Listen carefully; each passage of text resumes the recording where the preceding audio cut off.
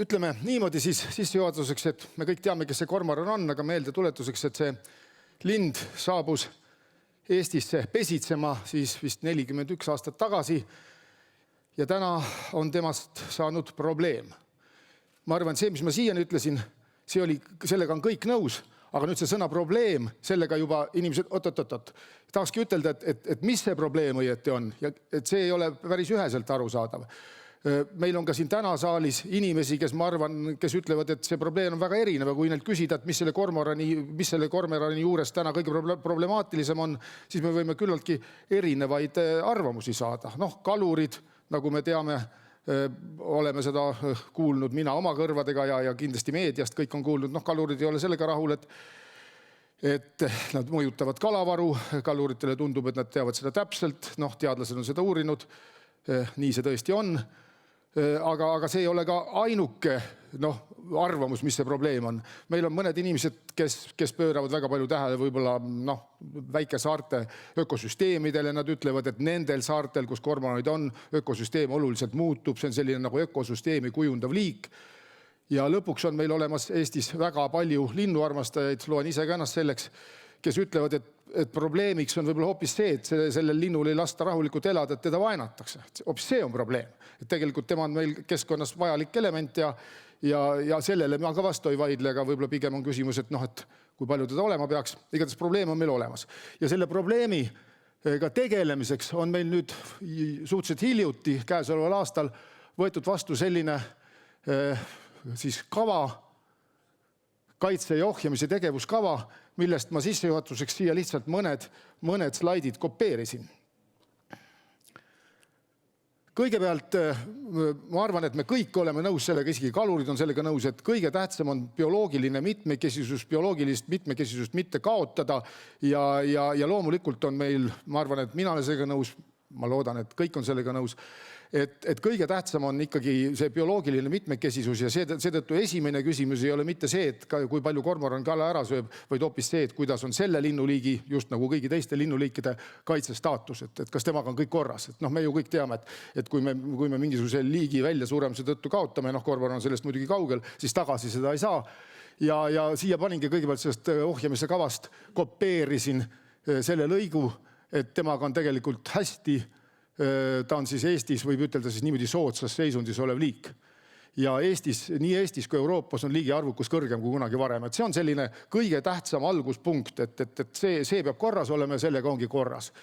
Nüüd teine teema on siis, et kui palju meil teda on, kas meil on teda piisavalt või ei ole piisavalt või mis see õige arv, see on väga keeruline. Selle üle mina siin praegu sõna ei võta, aga lihtsalt olen siia siis kopeerinud selle nii-öelda ametlikud andmed, et meil on siis praegu kusagil 40–41 000 haudepaari.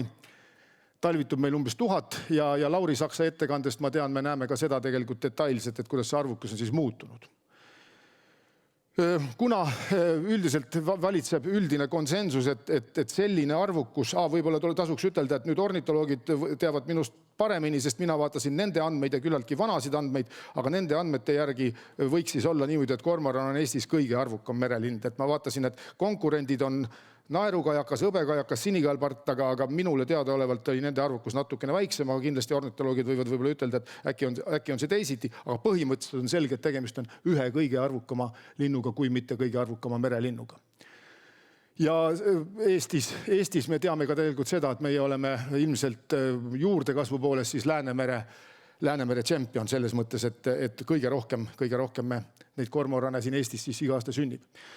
Nüüd ma tõmbasin siia ühe punase joone alla sellele alumisele tekstile ja see ongi põhjus, miks me siin täna oleme.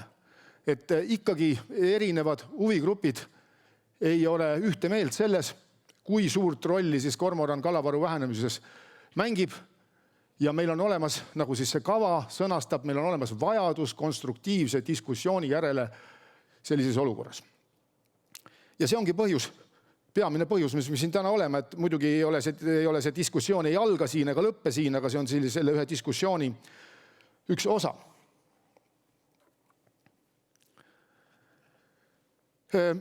võib-olla sellest kavast veel ja võib-olla sellest, et mis see meie eesmärk on, et miks me selle kormoraniga tegeleme täna ja miks me sellega üldse tegeleme, on probleemide lahendamine ja ka see kava on siis sõnastanud niimoodi, et seda kava, mis siis nüüd sellel aastal siis justkui käima läheb ja 10 aasta pärast peaks tema tegevused lõppema, et seda kava saab lugeda tulemuslikuks siis, kui asurkonna kasv on pidurdunud, arvukus langenud ja pesitsuskolooniate arv vähenenud.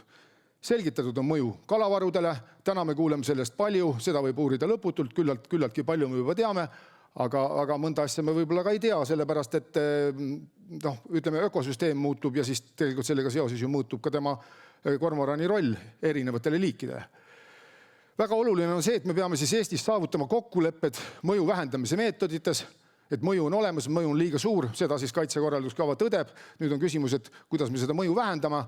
Ja kindlasti on meie üks eesmärk lõpetada ka illegaalne vaenamine. See tähendab tegelikult seda, et kormoranide illegaalne tapmine, munade purustamine, pesade lõhkumine, see on väga halb kahel põhjusel. Esiteks see võib mõjuda negatiivselt seal kõrval elavatele lindudele, kes on palju vähem arvukad, ja teiseks ma arvan, et see on ka väga halb tendents, kui me siin Eestis, me oleme nüüd oma riigis ja just nagu ise majandame, me ei pea kusagilt teisest riigist küsima, et ühesõnaga meie tarkus ongi nüüd see, mis selle meie keskkonna korda teeb.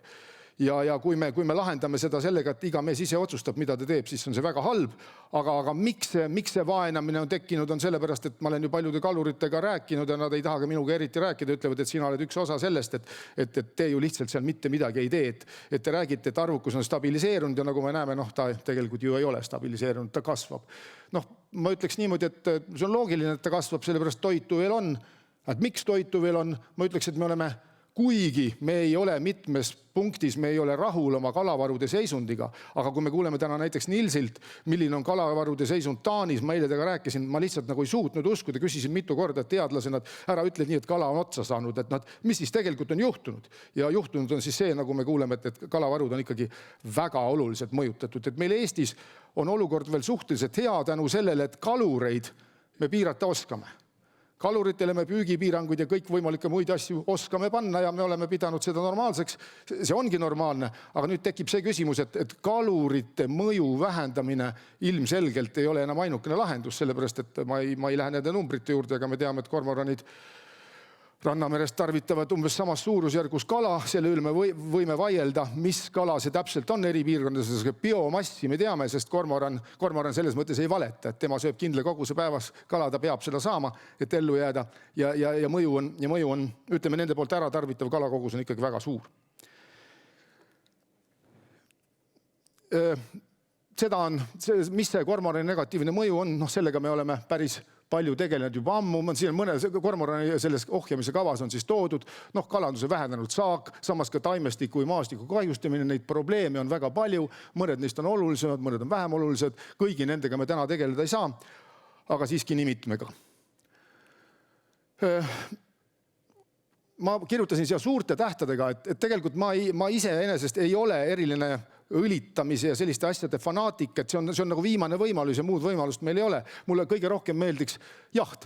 Et kui meil Eestis on põder, siis me ei arva, et põder on kahjur, me ei pea teda hävitama, me teda lihtsalt jahime ja hoiame normaalsetes piirides. Mis see normaalne piir on, see tulebki meil paika panna. Aga siiani on selge, et Lauril on täpsem graafik, ma võtsin sellest kavast ja panin sinna ühe punkti juurde paremale. Ühesõnaga mingisugust sellist üldist stabiliseerimise märki me ei näe.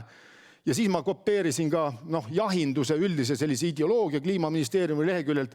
Siin on öeldud, et on oluline jälgida, et jaht ei oleks ainult väga sellistele arvukatele liikidele, kes on hea maitsega ja nii edasi, et tegelikult tuleb tegeleda jahinduslikult vähepopulaarsete liikidega. Seal oli selline lause, et jahinduslikult vähepopulaarsete võõrliikide nagu kähriku ja mingi olemasolu meie ökosüsteemides on juba iseenesest suur loodusõnnetus ning on raske ette kujutada probleemi lahendamist või leevendamisest ilma jahindusliku tegevuseta. Ütlen kohe ära, et minu arvates kormorani esinemine meie looduses ei ole loodusõnnetus. Vastupidi, see on täitsa tore. Aga selle liigile tuleks seada mingi arvukuse piirang ja nii, ma vist vajutsin nüüd 2 korda, vaatame. Mul enda miks ma selle viimases, sain. Ja ongi mul kohe aeg lõpp ja ma tahaks ütelda, et selles asas me olemegi siis tegelenud. Siin on Hiiu lehest see, kuidas kokad on hakanud tegema kormoranist roogasid. Ise sain seda Kihnus laupäeval maitsta. Mulle väga meeldis. Ja ma võtakski kokku niimoodi, et oleks tore, kui me saaks niimoodi kormorani arvukust vähendada, aga ilmselt sellest ainult ei aita. Aitäh, see oli kõik, mis ma alustuseks tahtsin öelda.